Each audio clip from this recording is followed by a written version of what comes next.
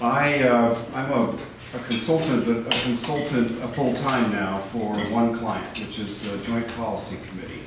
And the Joint Policy Committee is a joint effort of 4 regional agencies. So the 4 are the Association of Bay Area Governments, or ABAG, the Bay Area Air Quality Management District, our air district for the 9 counties, the Metropolitan Transportation Commission, which covers transportation, planning, and funding for the 9 counties, and the Bay Conservation and Development Commission is our newest member. So those 4 make up the JPC. State legislation set up the JPC, and our board is made up of 5 elected officials from each of those 4 boards.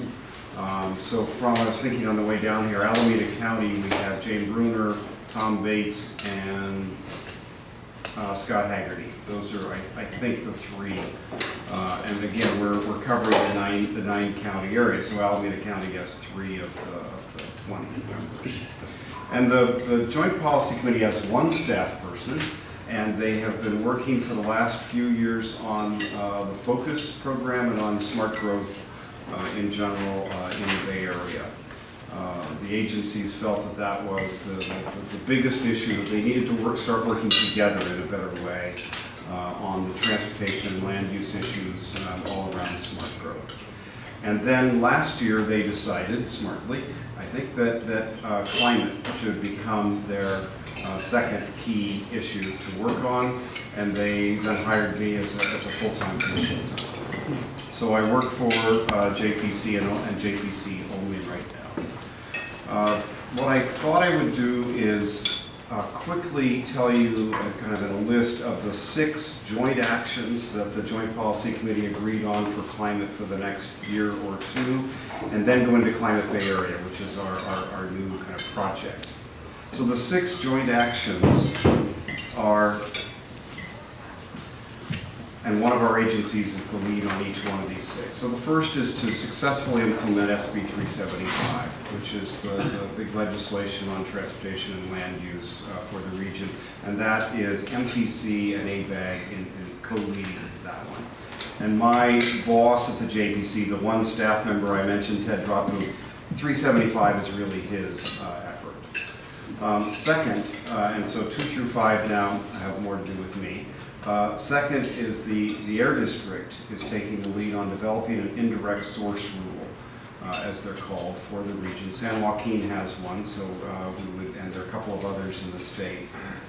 This would be regulating new development. It could be existing development. It would probably be new development of any sort, and new development would have to mitigate mobile emissions that would be produced by their either housing or commercial or industrial development.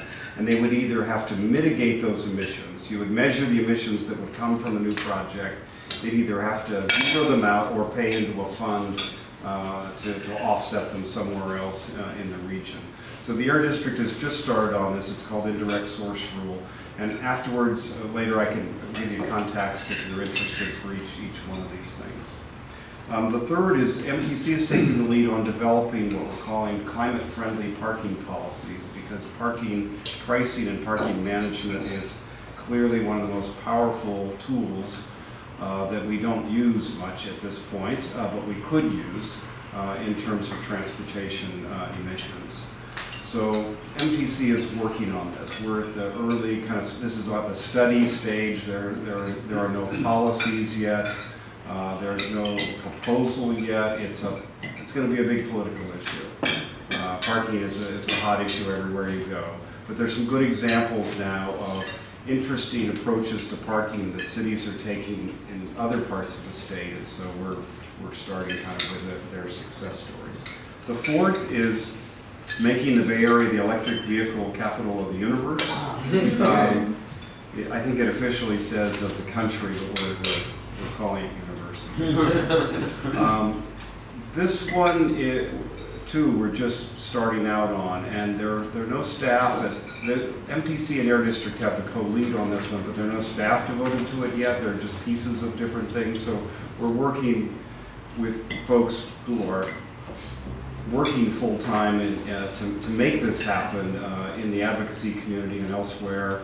in the Bay Area to see how we can help in supporting this one. It'll probably end up looking like a regional strategy around electric vehicles, tying together maybe a lot of the different pieces, but we're still looking at what would really be helpful for our regional agencies that we could add to the electric vehicle mix. And the fifth is ABAG is taking the lead on designing, at this point, a energy efficiency and solar financing district that could work region-wide or could work in different counties. So yet another version of Berkeley First or the AB 811 program. So ABAG's looking, they've hired Brian Gitt, and they're looking at a lot of different ways that ABAG, again, as a regional agency, could help move this strategy ahead. And the last is providing coordination for climate adaptation strategies.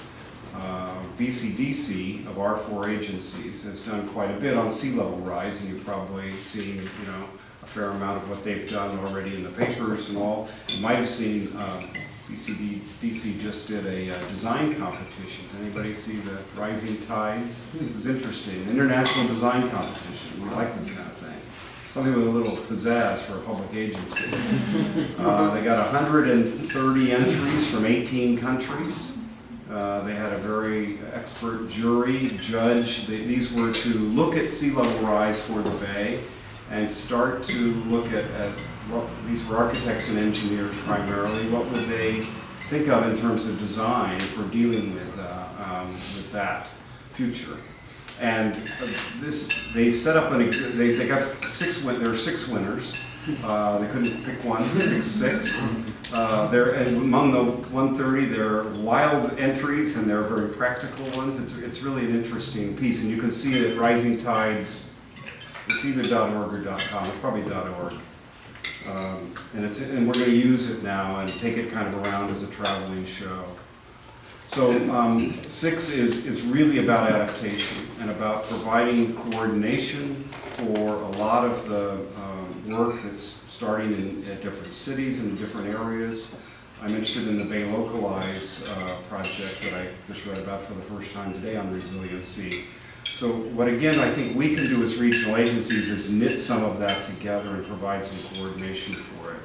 We are very close to getting a deal for about a $300,000 scientific effort that would pull together all the research on climate impacts in this region in one place and do some new research where it's needed, but mainly pull together.